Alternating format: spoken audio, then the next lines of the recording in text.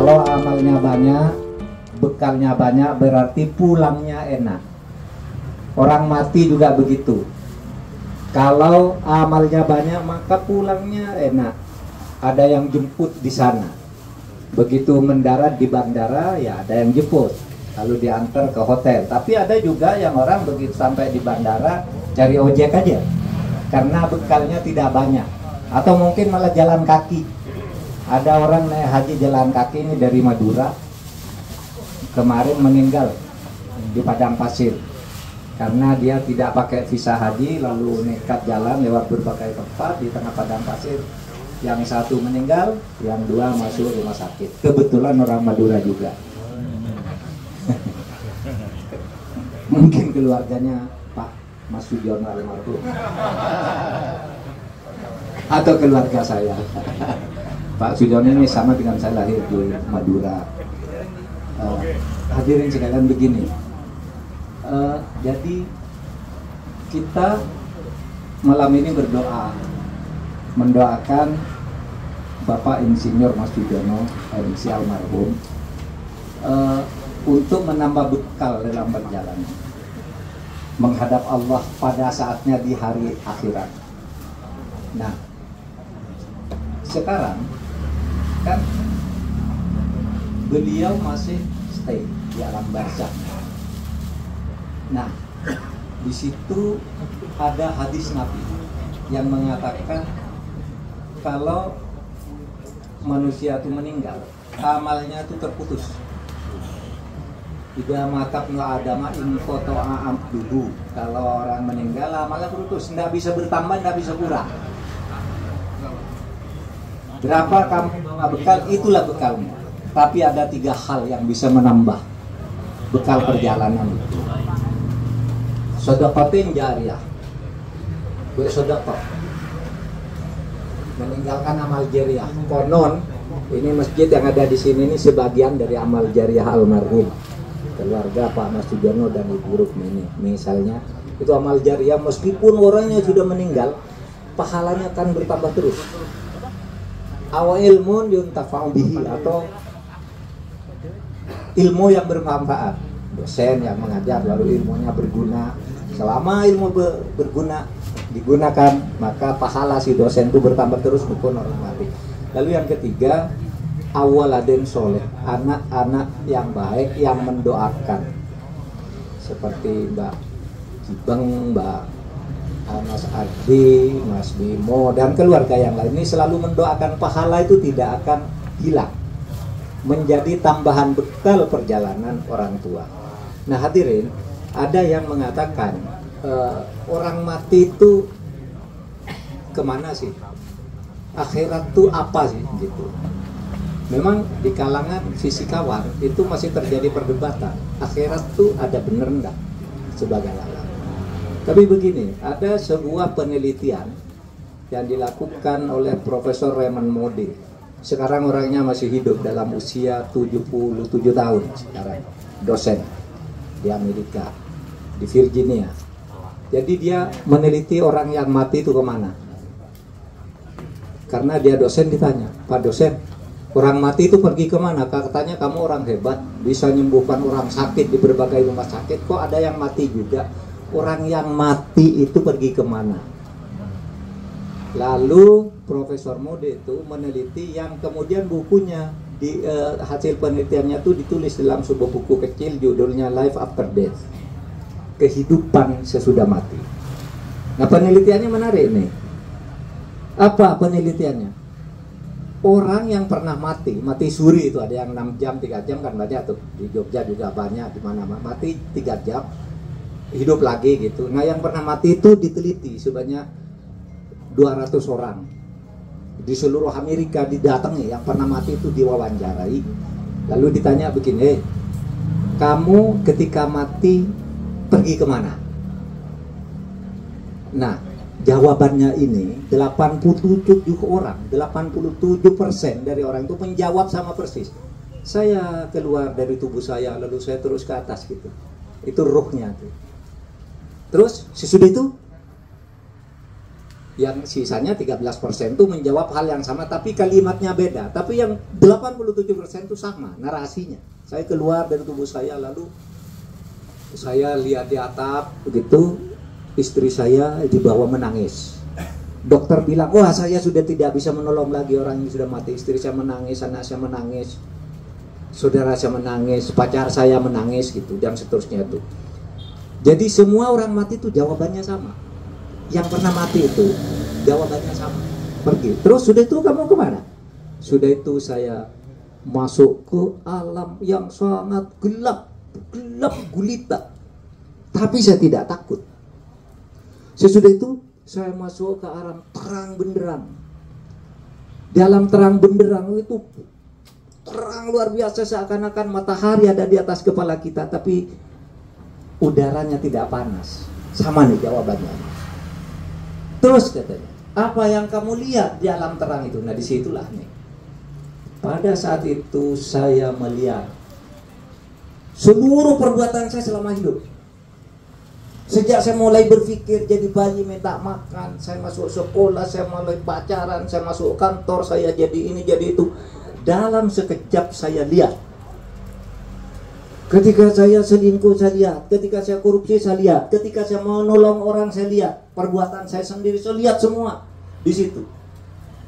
Terus kamu kemana?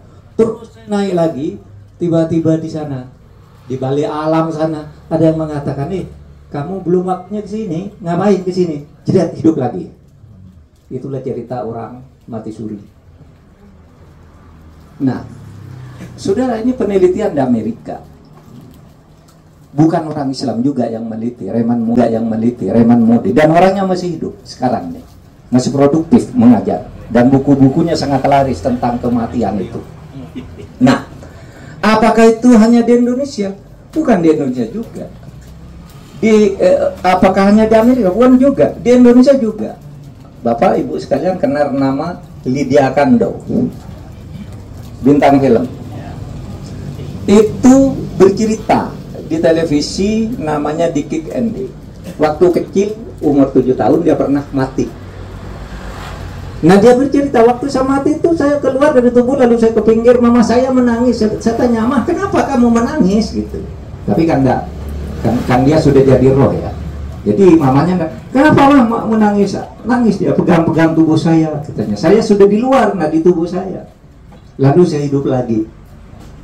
Saya sadar. Ada yang barusan, yang artis dari Makassar, dari Kalimantan tuh.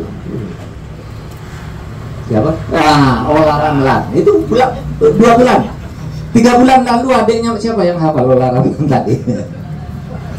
Itu adiknya meninggal tuh. Adiknya meninggal. Sudah hilang lah, nggak ada harapan sama sekali. Tapi katanya dia tawar menawar dengan malaikat, kata dia sesudah hidup lagi itu dia tawar menawar tuh dengan makhluk gaib, pokoknya saya ingin hidup lagi, saya ingin ketemu saudara-saudara sama. Tapi dibilang, kamu kalau mau hidup lagi sakit banget gitu, berani enggak kamu? Pokoknya saya ingin lagi, sakit atau jauh lagi sembuh. Aslina namanya, orang di Pekanbaru. Matinya sama dengan orang yang tadi cerita tuh, 87% orang, 200 orang yang diteliti, dikatakan gini,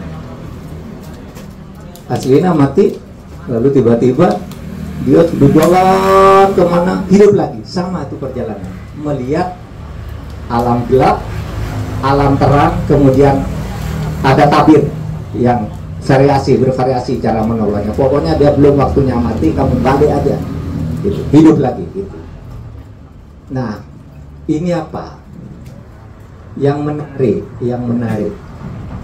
Ini tadi kita baca surat Yasin. Ketika kita ada di sebuah alam terang itu, ternyata kita bisa melihat amal kita. Misalnya Pak Ganjar ada di alam sana meninggal. Tahu waktu saat kampanye Pilpres. Saya bawa pesawat sendiri, saya naik kereta api, saya dijemput, itu kelihatan semua. Tahu tahu kalau curang. Bisa. Tahu Pak? Ini hasil penelitian ilmiah. Gitu loh. Sehingga orang tidak bisa mengatakan, oh saya besok di akhirat kan gak ada yang tahu. Itu bisa diperlihatkan oleh Allah dalam sekejap macam itu. Maka gimana caranya? Catatan amal. Kalau di Quran itu kan ada ayat begini, ma yalfidu an qaulin illa ladaihi raqibun atid. Tidak ada satu perbuatanmu pun yang tidak dicatat oleh malaikat raqib dan atid. Kalau kamu berbuat baik dicatat oleh malaikat raqib, kalau berbuat jelek dicatat oleh atid. Caranya lebih hebat dari komputer, dari IT, AI sekarang ini. Jadi semua sekejap bisa dilihat. Ini pengalaman orang yang sudah mati.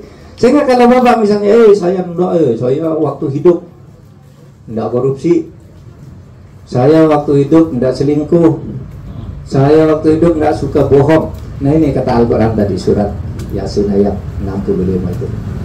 Al-yawma nakhtimu ala afwahihim wa tukallimuna aydihim wa tashhadu arjuluhum bima kanu yaksibun. Pada hari itu kelak kamu tidak bisa mengelak, mulutmu akan dikunci.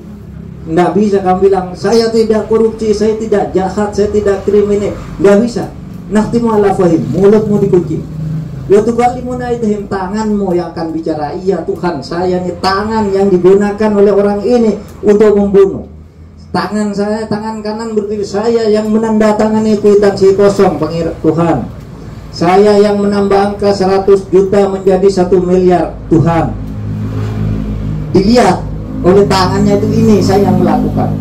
Watasyadu arjulum, kaki mengatakan iya saya yang berjalan menuju tempat kejahatan itu. Tapi juga iya Tuhan, orang ini baik, saya kakinya yang berjalan menuju masjid, saya kakinya yang berjalan menuju tempat-tempat ibadah dan tempat bersedekah. Tangan inilah yang menyerahkan kebaikan.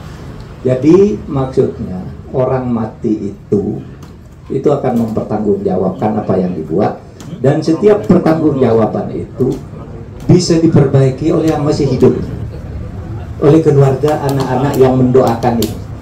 Sehingga tradisi mendoakan itu di dalam tradisi Islam di Nusantara lalu muncul dalam bentuk tahlilan yang seperti ini. Itu maksudnya mendoakan ayahanda yang sudah wafat agar perjalanannya dan bekalnya banyak. Nah mari sekarang kita semua membuat bekal kita sendiri-sendiri, karena orang mati itu hanya seperti orang menunggu kereta, bergiliran aja. Ini kereta nomor sekian, yang naik siapa? Pak Mahfud. Nah, kereta berikutnya Pak Ganjar, kereta berikut, cuma gitu orang mati itu bergantian. Nggak bisa Anda tidak pulang, nggak bisa, cuma bergantian aja. Dan untuk itu agar enak nanti bawa bekal yang banyak. Bekal yang banyak itu adalah berbuat amal soleh. Sekian, lebih dari 7 menit. Terima kasih. Assalamualaikum warahmatullahi wabarakatuh. Terima kasih. Terus Mahfud dari Sambang Masukan